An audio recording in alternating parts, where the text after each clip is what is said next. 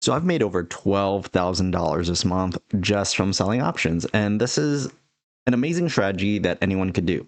Obviously, it takes money to make money. I'm currently using a portfolio that is at 230-ish K. So I make $12,000. And just for calculator purposes, let's just see how much that is on the month. So let's do 12,000 divided by 230. That's 5% on a month. And that's typically what I've been trying to do forever. Like what I try to do is anywhere from 2 to 5%, like 2 to 6% a month of selling options. And to be honest, it's not as hard as what people say it is, even though a lot of people, I'm pretty sure I'll get in the comments like, oh, you're so risky, or there's no way you're beating the market like that. And I could show you receipts that for the last like 3 years, the market's been like what, 20 to 25%. I've been hitting 35 to 45%. And it's not like I'm like a guru or anything like that. It's just doing the same thing over and over again, using your money very efficiently with how you use it and how you stack your plays. And like I said in previous videos, I do use margin, but I do it safely in the sense that I do keep a lot of cash at hand, that if I did have to actually borrow the money and have to start paying interest, I wouldn't get called, like house called or margin called so quickly. And the reason why I do that is because I already did that wrong before, and I did get house called and I had to deposit a lot of money. But the way I play my plays is very simple, very safe in the sense of my deltas and what is going on in the market. So we could jump into my desktop really quick here, and we could show you the free Discord that anyone could join. It's in the links down below. I go over my plays every time I make them. So July 28th was today. So I showed that last week I got assigned 400 QS stock. So I decided to sell 4 covered calls at $12. I got assigned at $11.50, and I'm going to do 4 covered calls at $12 for the end of August. And I collected $417. And like so, the thought process behind this is, by August 29th, if it goes over $12, I'll have to sell my 400 shares at $12. Perfectly fine. And I would get 50 cents per share. So I'd make, because I have 400 shares, I'd make $200 on top. Simple, right? So simple. So I get some appreciation and I still get to collect premium. And then look at the next place. I did a cashiered put for HIMS at $55 and for August 8th, and I collected $343. Why am I doing that? Earnings is coming up that week. And I also decided to do a cashiered put on HIMS for August 15th at 57, and I collected $519. We'll go into the other things after, but it's going to HIMS, right? So I did 55 and 57. And from what I'm seeing, you can just do this from like it's not a hard strategy. I look at the Bollinger Bands, I put on the daily, and then you can kind of see what the most recent Bollinger Band was. So you're at the 58 marker and a 43 marker. It could go as high as, like, that's how you have to look. It can go as high as 58 and as low as 43. We're bouncing off the top Bollinger Band, but we're also kind of climbing it as well.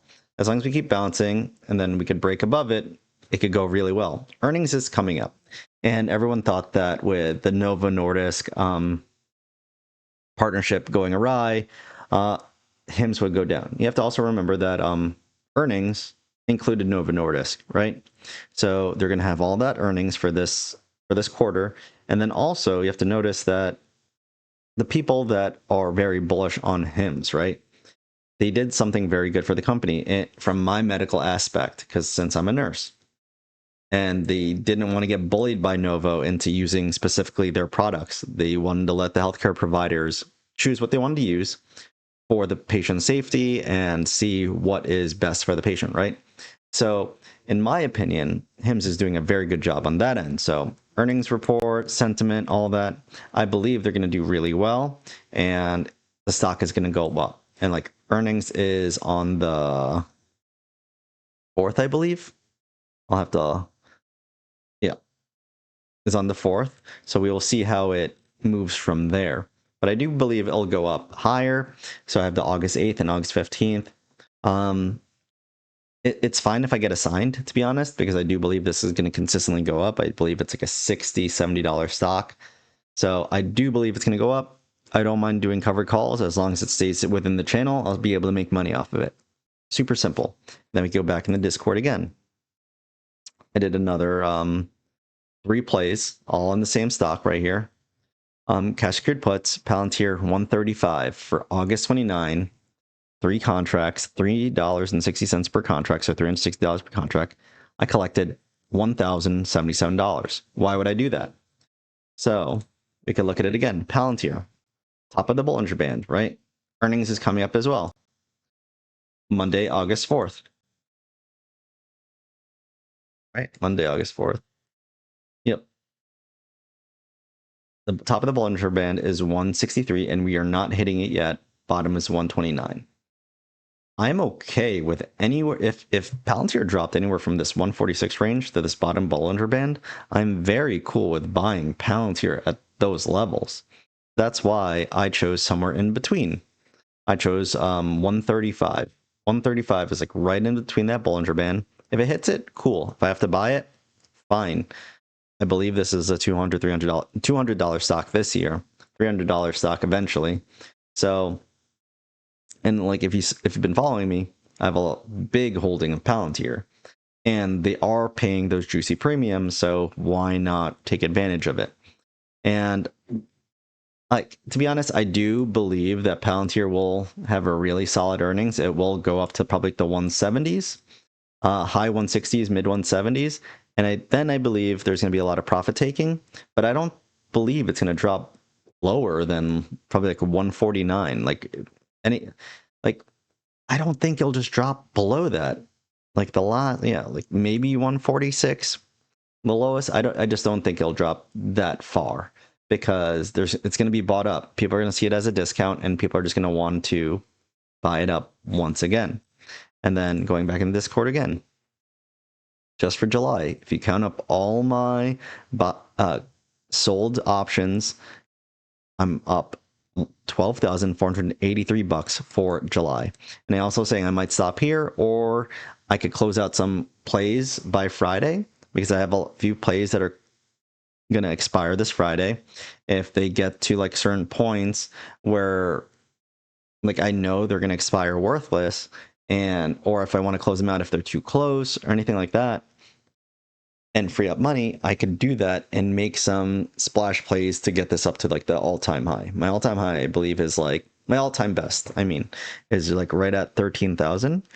But if I could get that, great. If I don't, I'm not going to chase premiums. Like, that's how you have to keep playing. And that's what I want to talk about with stacking my plays. So what I continually do is I stack my plays. I don't put all my plays on for one day, because that's boring, and in my opinion, that's stupid. Especially because I use margin, right? If I have all my plays expiring on the same day, and then if I had to buy all those shares, if I predicted wrong, if my indicators are wrong and all that, then I would be left holding a bag, my whole portfolio back into stocks or back into cash, right, on one day. But if you stack it, like if you break it apart, week on end, it's like 4 to 6 weeks out, it leads to a solid pattern where money is going to consistently open up or free up, or shares are going to consistently open up or free up. We're going to be able to make plays, and those plays help you manage your portfolio better.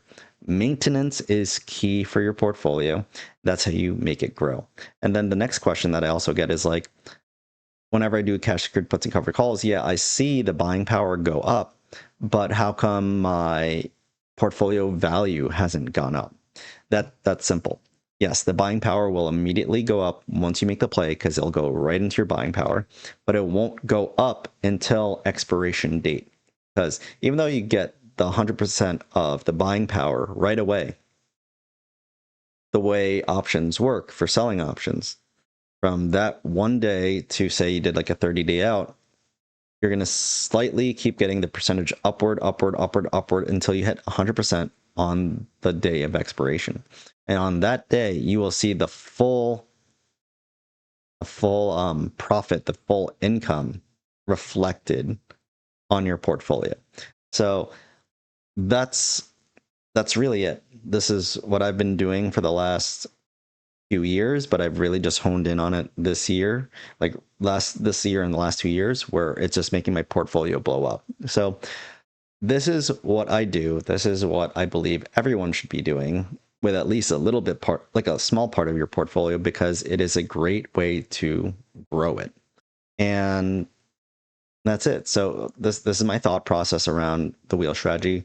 If you want to learn more, I'd have a lot of resources down the links below. Check out the free Discord. I do put all our plays there. There's a lot of investors in there. There's over like 300 or 400 people in there now that are reading everything. There's a lot of very, very good people, good resources in there other than me and John.